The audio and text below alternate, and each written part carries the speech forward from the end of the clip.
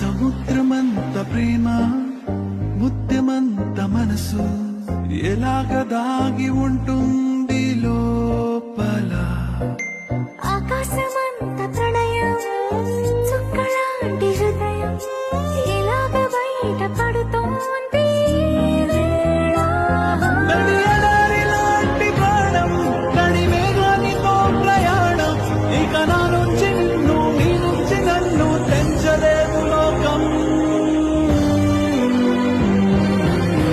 జల జల జలపాతం నువ్వు సెల సెల సెల ఏరుని నేను సెల సెల నువ్వు తాకితే నన్ను పొంగే వరదైపోతాను.